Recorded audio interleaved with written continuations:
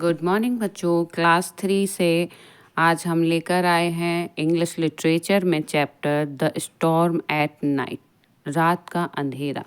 ठीक है, तो ये चैप्टर जो है ये लिखा है रस्किन बॉन्ड ने, और आज हम इस चैप्टर को पढ़कर सीखेंगे कि ये कितना अच्छा है और कितना इसमें कितनी अच्छी अच्छी बातें बताई गई हैं कि किसी भी व्यक्ति को परेशानी के समय पे, मतलब मुसीबत के टाइम पर परेशान नहीं होना चाहिए। अपनी हिम्मत और सही सूझबूझ के अनुसार अपने दिमाग का इस्तेमाल करके वो कोई भी परेशानी को पार कर सकता है।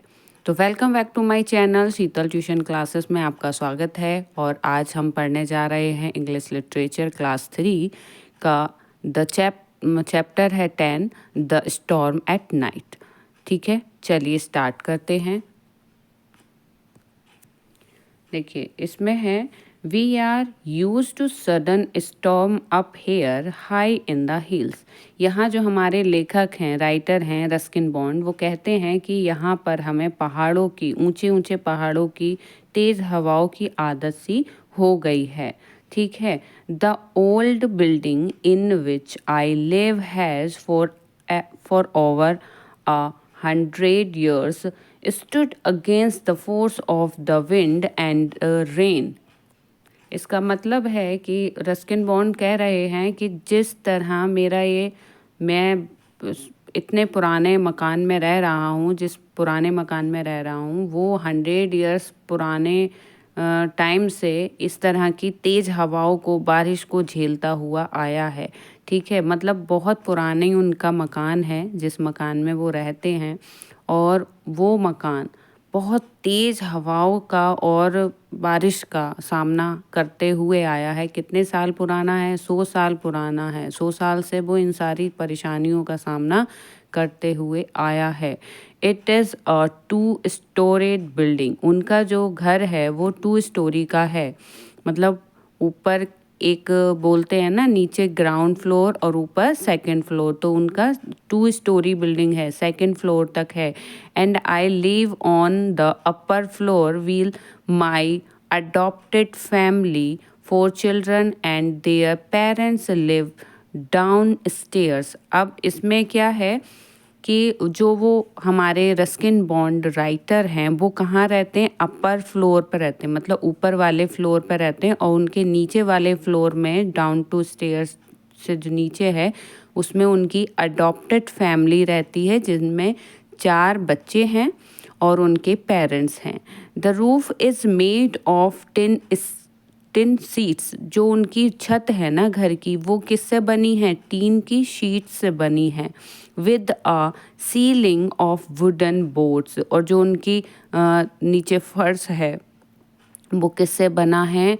वुडन बोर्ड से बना है। ठीक है, जो उनकी रूफ है, मतलब छत है, वो तो टिन से बनी है, जो टिन सीट्स होती हैं टीन की। और जो सीलिंग है वो किससे बनी है? वुडन बोर्ड से बनी हुई है। It had held fast in other storms. तो अभी हम पढ़ते हैं। अब इसमें इन्होंने जो ये सीलिंग दिया है ना, सीलिंग इन वुडन बोर्ड्स, तो इसका अर्थ मैंने गलत बोल दिया था, फर्श नहीं है। इसका अर्थ ये है कि जब हमारी 2 मंजिला मकान है तो ऊपर वाली जो छत है अपर फ्लोर की, वो बनी है टीन शीट से। ठीक है, और जो नीचे वाले फ्लोर की सीलिंग है वो बनी है वुडन बोर्ड से। सीलिंग मीन्स छत होती है और रूफ मीन्स भी छत होती है, लेकिन इन्होंने रूफ जो वर्ड दिया है वो अपर फ्लोर वाले का दिया है, और सीलिंग जो नीचे इनकी डाउन स्टेयर्स वाली जो फर्स्ट फ्लोर था उसका दिया है। ठीक है, it had held fast in other storm. और ये कई सालों से इन तेज़ हवाओं को ये मकान, ये छतें झेलती हुई आई हैं, और आज तक इन्होंने कभी भी इनमें कोई भी किसी भी तरीके की परेशानी नहीं हुई, कोई क्षति नहीं हुई है। What that night the wind came rushing at at us with a boo. और बहुत तेज़ी से जो हवा की आवाज़ होती है ना, स्टॉर्म जब चलती है, बहुत तेज़ हवाएं जब चलती हैं तो जब लेकिन रात में बहुत तेज़ हवा चलने लगी और वो बहुत तेज़ी की हवा में कौन सी आवाज़ आई? बू की आवाज़ आई। The old roof grounded and chattered for many hours. Groan, the old roof groaned and clattered for many hours. अब हवा इतनी तेज थी कि जो हमारा घर था, पुराना घर, वो उस हवा को बर्दाश्त नहीं कर पा रहा था। ग्रोनेड मीन्स होता है कि made noise as if in pain, बहुत तेज वाली हवा आवाज़ आना, ठीक है। क्लेटर्ड मीन्स होता है made loud harsh sound because they hit against one another. और जो क्लेटर्ड मीन्स होता है जो उनकी टीन की शीट थी वो भी एक दूसरे से खूब हिल रही थी, खूब तेज तेज हवा के साथ हिलते हिलते खूब तेज तेज आवाज़ कर रही थी। The rain hit the window, और जो बारिश की बूंदें थी वो विंडो से टकरा रही थी। And the lights kept coming and going, और लाइट जो थी वो बार बार आ रही थी और जा रही थी। We could not sleep but we stayed in bed for warmth। उस रात हम सो तो नहीं पाए थे, लेकिन अपने आप को, क्योंकि हमें नींद नहीं आ पा रही थी, तो हम अपने आप को गर्म रखने के लिए, अपने आप को सिक्योर रखने के लिए एक बेड पर ही बैठे रहे। आफ्टर अबाउट 4 hours और the roof could take it no more, my part of it was the first to go. अब ये बोल रहे हैं हमारे जो राइटर हैं रस्किन बॉन्ड, ये कह रहे हैं कि we could not sleep but we stayed in bed for warmth and comfort. हमें नींद तो नहीं आ रही थी, हम सो नहीं पा रहे थे, लेकिन हम अपने आप को गर्म रखने के लिए, अपने आप को गर्मी देने के लिए, सिक्योर रखने के लिए एक साइड में बैठ गए और अपने आप को गर्म रखने के लिए अपने बेड पर बैठ गए। आफ्टर अबाउट 4 hours और 4 घंटे के बाद the roof could take it no more, और जो हमारी छत थी वो उस तेज हवाओं को झेल नहीं पा रही थी। My part of it was the first to go. My part, ये कह रहे हैं कि जो छत का पहला हिस्सा हमारे घर का उड़ा, वो सबसे पहला हिस्सा मेरी ही छत का था। रस्किन बॉन्ड कह रहे हैं कि जो कमरे में वो रहते थे, जिस फ्लोर पे वो रहते थे, उस फ्लोर का सबसे पहला जो पार्ट था, जो छत थी, वो उनकी सबसे पहले उन्हीं के फ्लोर की उड़ गई। क्यों? क्योंकि ऊपर वाला अपर फ्लोर जो होता है उसी की छत पहले उड़ गई हवा के कारण। The wind got under the roof until with a ripping sound the metal sheets blow of. और जो हवा थी वो तब तक बहती रही, मतलब चलती रही, जब तक रिपिंग साउंड, मतलब बहुत तेज़ जो मेटल की आवाज़ होती है ना, वो कह रहे हैं कि जो टीयरिंग क्विकली एंड नोजली, जो एक अलग तरह की आवाज़ आती है ना जब हवा चलती है तो किसी चीज़ से टकरा के जाती है, तो रिपिंग साउंड हो रही थी, मेटल की शीट से टकरा के जा रही थी। वो तब तक चलती रही जब तक उन्होंने हमारे घर की छत को उड़ा नहीं दिया। Some of them dropped with claps like thunder on the road below. I thought well nothing can be done now.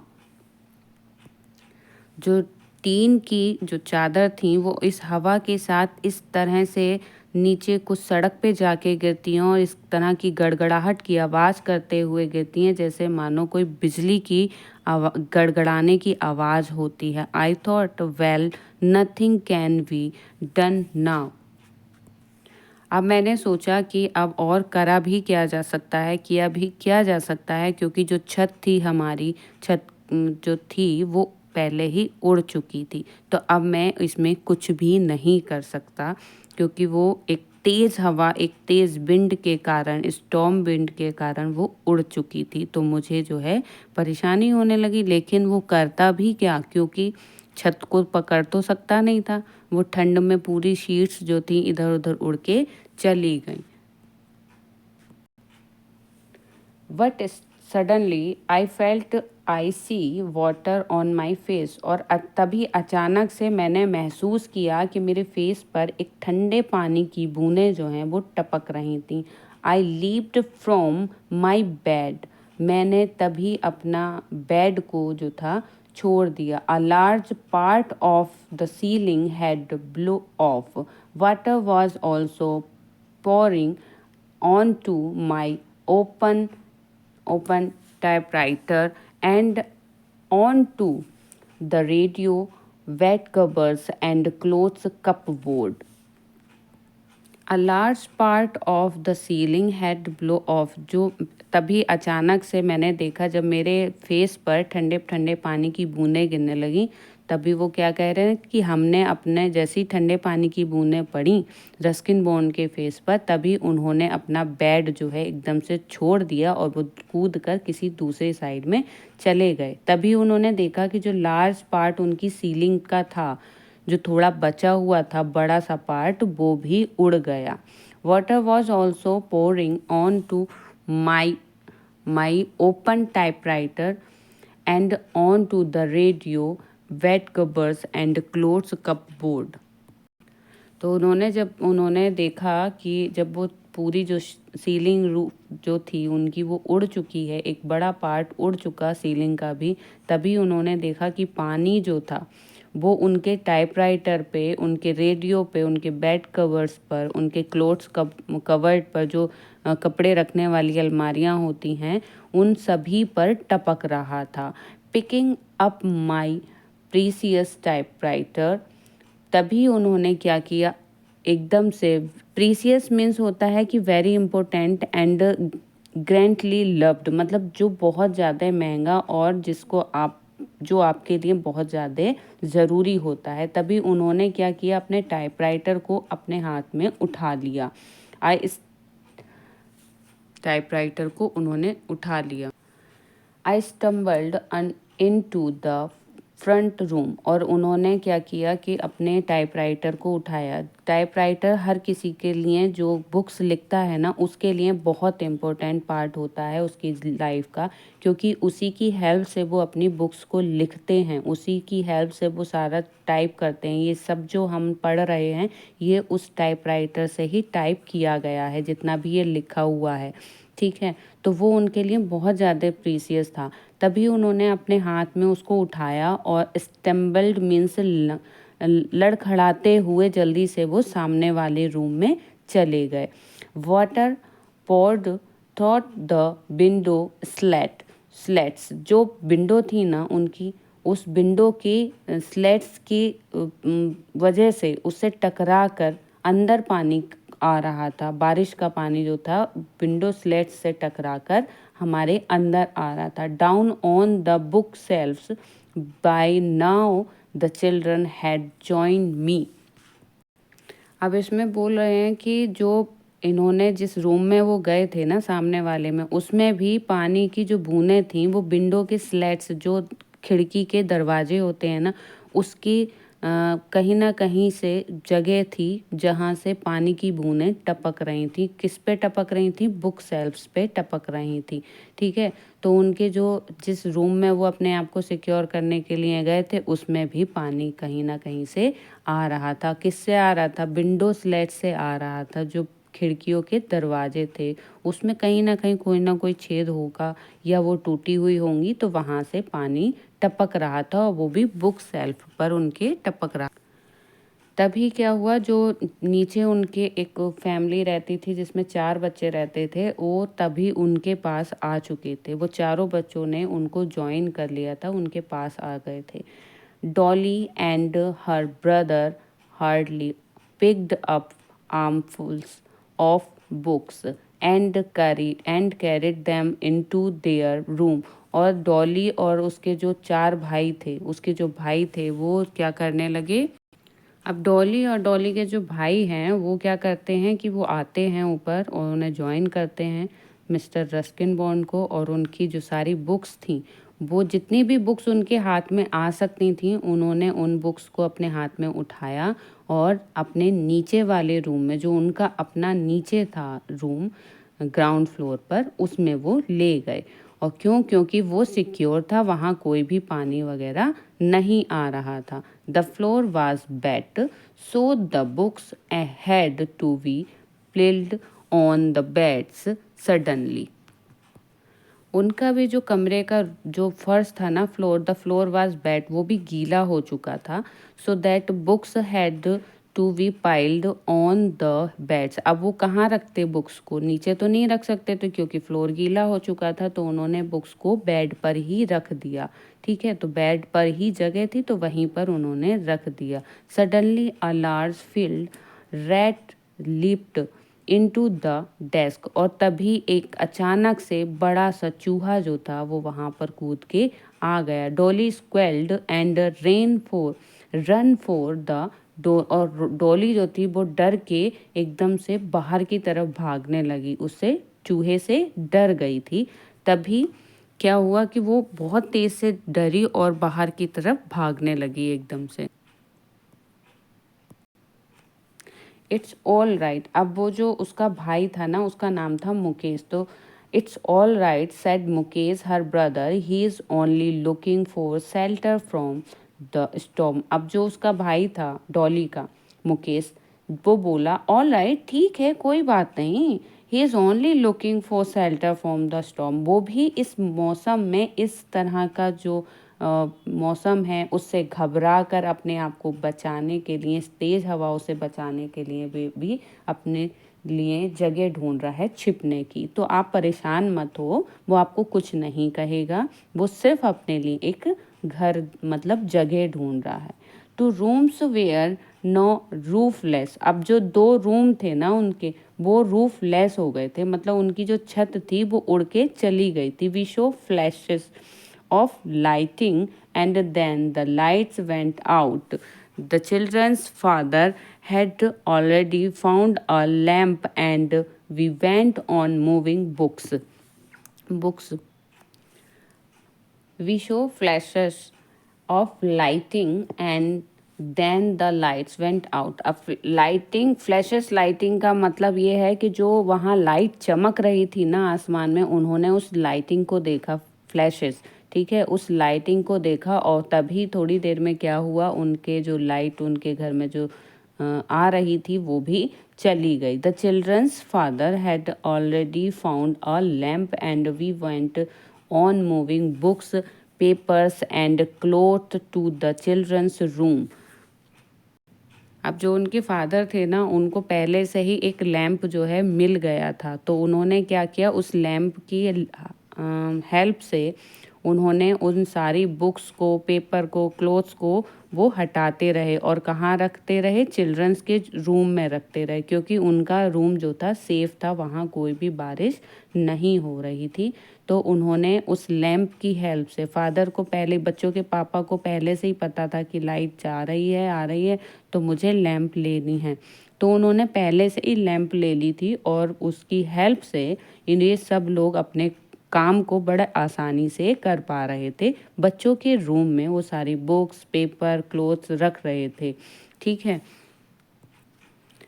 Our feet were freezing. Our feet were is freezing मतलब होता है कि जो राइटर है ना हमारे, वो ये कह रहे थे कि उस रात इतनी ठंड थी कि हमारे जो पैर थे ना वो एकदम जम रहे थे बर्फ़ के जैसे, वो बहुत ठंडे हो रहे थे। तो इसका आवर फीट वेयर फ्रीजिंग का मीन्स यही होता है कि उनके जो पैर थे एकदम बर्फ़ के जैसे जो थे जम गए थे। और आप देख पा रहे हैं कि बच्चों का ये रूम है, इस रूम के अंदर उन्होंने जो नीचे फ्लोर था वो तो वेट था, तो उन्होंने कहाँ कहाँ बुक्स रख रखी हैं, लैंप रख रखी हैं, और वो एक हेडल्ड में खुद अपने आप को ब्लैंकेट और क्विल्ट से सिक्योर करके सब बैठे हुए हैं, एक ही जगह पर सब लोग बैठे हैं। और उन्होंने बेड पर, टेबल पर, चेयर पर, सब पर क्या रखी हैं, किताबें रख रखी हैं और अपना एक्स्ट्रा सामान रख रखा है। तो वो अपने आप को सिक्योर करके बैठे क्योंकि बहुत ठंडा था। Tables and chairs were piled high with the books, और बहुत ऊपर तक टेबल और चेयर पर बुक्स रखी हुई थी। The bed were pushed into the अब जब यहाँ पर इन्होंने सारी बुक्स, आप देख रहे हैं कि यहाँ पर ऊपर तक, बहुत ऊपर तक भरी हुई हैं, सबका ढेर लगा हुआ है बुक्स का। किस पे लगा है? बेड पर, चेयर पर, टेबल पे, सब पर इस बुक्स का ढेर सा लगा दिया है उन्होंने। The beds were pushed into the driest corner of the children's room. अब जो बच्चों का एक रूम के अंदर एक कॉर्नर था जहाँ पर सूखा था, ड्राइएस्ट कॉर्नर था, मतलब सूखा था, वहाँ उन्होंने अपने बेड को पुश कर दिया, वहाँ तक पहुँचा दिया। ठीक है, तो we spend the rest of the night huddled and in blankets and quilts.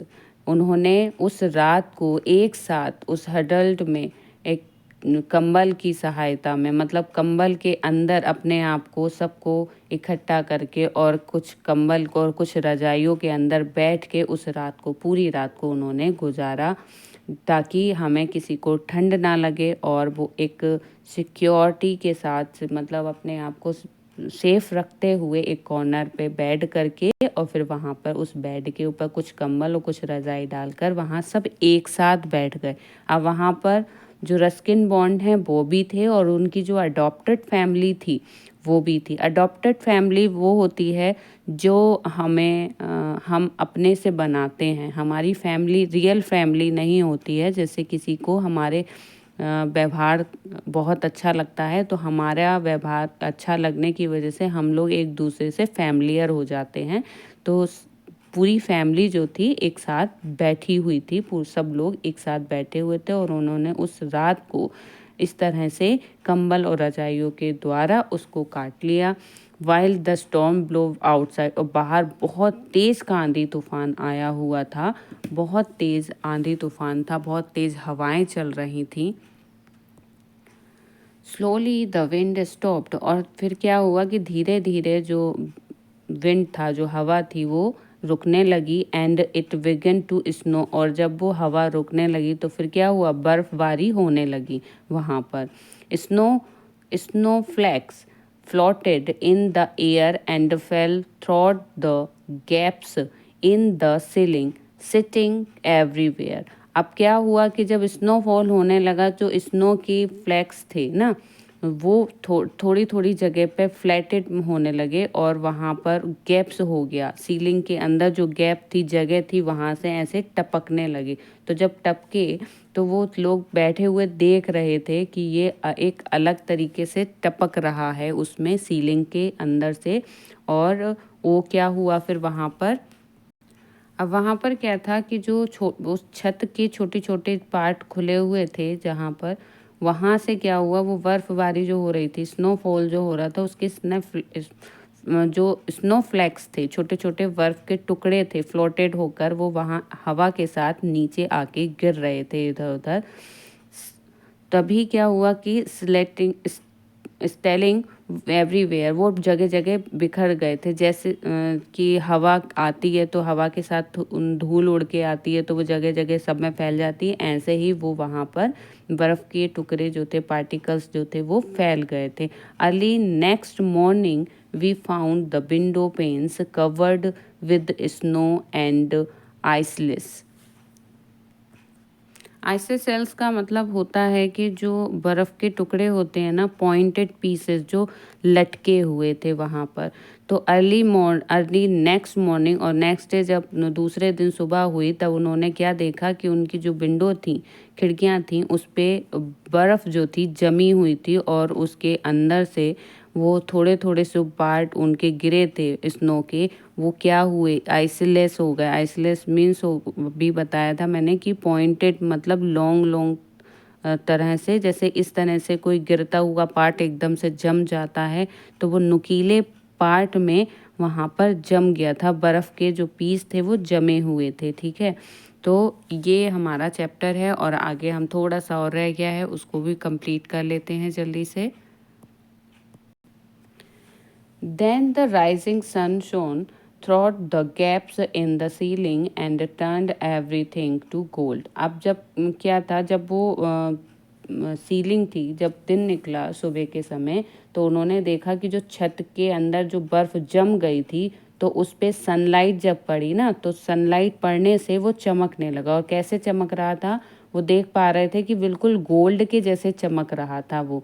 ठीक है, तो snow crystals shone like diamond on the empty book shelves. और जो खाली बुक सेल्फ थी ना, जो हमने जहाँ से अपनी किताबें हटा दी थी, वो जो राइटर हैं उन्होंने अपनी किताबें हटा दी थी, तो वहाँ पर भी कुछ आइस के क्रिस्टल्स, स्नो के क्रिस्टल्स वहाँ पर डायमंड के जैसे चमक रहे थे, वहाँ पे पड़े थे, और वो डायमंड के जैसे चमक रहे थे। और जो रूफ थी, सीलिंग थी, वहाँ से जो बर्फ़ दिख रहा था वो कैसे दिख रहा था, गोल्ड की तरह दिख रहा था। क्यों?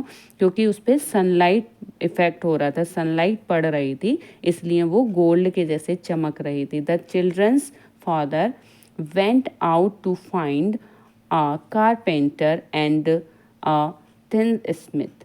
ठीक है, जो उनके बच्चों के पापा थे।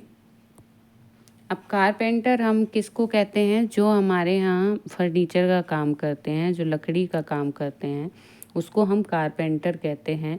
The children's father went out the find a carpenter and tinsmith. अब जो उसके बच्चों के पापा थे ना, वो किसको ढूंढने के लिए गए? कारपेंटर को और टिन स्मिथ को। टिन स्मिथ उनको कहते हैं जो टीन से बनी हुई चीज़ों को रिपेयर करता है या उसके अलग और मेटल की चीज़ें बनाता है, तैयार करता है। The rest of us started putting things in the sun to dry out by evening. और फिर हम जो थे सब स्टार्ट हो गए। जब हमारा सन निकला, जब धूप निकली, तो हमने क्या किया, हमने अपनी जो चीज़ें थी जो गीली हो चुकी थी, उनको हम धीरे धीरे निकाल के सूरज की रोशनी में रख रहे थे सूखने के लिए बाय इवनिंग। और जब शाम हो चुकी थी, जब शाम हो गई, तो we had got much of the roof on again, it's a much improved roof now, and we look forward to the next storm with confidence. We held got much of the roof on again। और शाम होते होते हमने अपनी छत को बहुत हद तक सही कर लिया था, अच्छा कर लिया था, ताकि अब कोई भी दिक्कत परेशानी हमें ना हो किसी भी तरह की। It's a much improved roof now. और ये अब पहले से भी ज़्यादा अच्छी हो चुकी थी, ताकि आगे कभी भी कोई भी किसी भी तरह की परेशानी, स्टॉर्म, विंड कुछ भी आए, तो हमारे यहाँ जो हमने छत तैयार करवाई है, जो सही करवाई है, वो उसके लिए अब हमने देखा कि हमारी छत बहुत अच्छी हो गई है। And we look forward to the next storm with confidence. और हमारे अंदर बहुत ज़्यादा हिम्मत आ गई है कि हम आगे के लिए जब नेक्स्ट टाइम कभी स्टॉर्म आएगा, तो हम उसके लिए पहले से ही कॉन्फिडेंट हो गए कि हाँ भाई, अब हमारे ऊपर कोई भी किसी भी तरह की परेशानी नहीं होगी, और हमें अब किसी भी परेशानी का सामना नहीं करना पड़ेगा, बारिश का, हवा का। और ये पानी जो टपक रहा था उनके यहाँ, छत उड़ चुकी थी, वो सब उनको नहीं, मतलब अब परेशानी होगी, क्योंकि उन्होंने अपनी छत को बहुत अच्छा करा लिया था। मच इम्प्रूव्ड रूफ हो गई थी उनकी बहुत ज़्यादा, जिसके लिए वो कॉन्फिडेंस में थे कि उनका आत्मविश्वास जो था ना, वो बढ़ गया था कि अब आगे कभी भी कुछ भी हो, कितनी भी तेज़ हवाएं आए, कितना भी आंधी तूफान आए, उनके घर में अब कोई भी दिक्कत परेशानी नहीं होगी। और ये चैप्टर हमारा आज का यहीं समाप्त होता है। आई होप आपको ये चैप्टर बहुत अच्छा लगा होगा, बहुत अच्छे से समझ में आया होगा। तो जो भी बच्चे देख रहे हैं मेरी इस वीडियो को, इस चैप्टर को पढ़ रहे थे, सुन रहे हैं, वो मेरे चैनल को लाइक करें, सब्सक्राइब करें और बेल आइकन दबाना ना भूलें, जिससे कि आपको एक नोटिफिकेशन जाता है और आपको मेरी नई नई वीडियो हर सब्जेक्ट की आसानी से प्रोवाइड हो जाती हैं। तो मिलते हैं नेक्स्ट वीडियो में नेक्स्ट चैप्टर के साथ। Bye bye.